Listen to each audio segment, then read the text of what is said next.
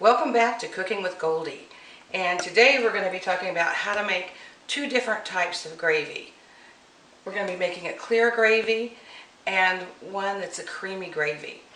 What I started out with here first is I've taken a can of condensed chicken broth, and I took one Knorr bouillon cube, chicken bouillon cube, and Knorr I have found has the best flavor.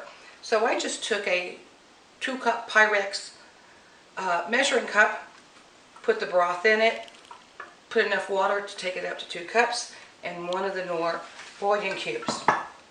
And for our thickener, I heated it up because it dissolved. I like to do things quickly. Then I put it in my pan here.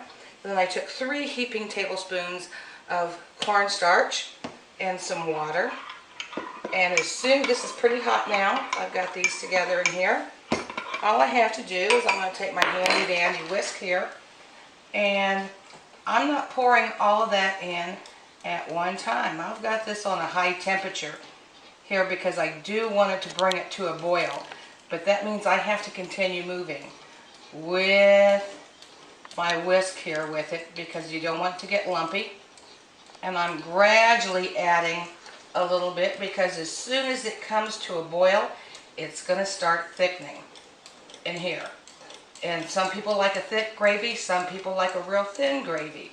But you have the power to adjust it based on how much of your cornstarch and water mixture that you put with it. And you're not going to be able to tell how thick it's going to get until it does come to a boil.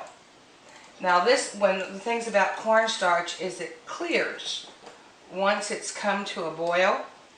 That's why we call this a clear gravy with this. And for people that are watching their weight, this is great because you use so much little of it that you put on your food, and even with the cornstarch, it's going to be very, very low in calories. So you can use this to put over rice, you can put it over vegetables, you can put it over your meat, whatever you want to use it with. Now this is really thickening up here.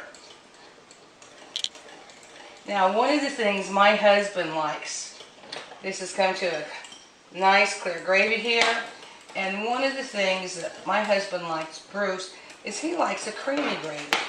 So what I'm going to do with this now is I'm going to put a little bit of half and half in here to make it creamy. Or something that I could do is take my frozen cubes of evaporated milk and put in here to give it that creamy texture that's more like a cream sauce.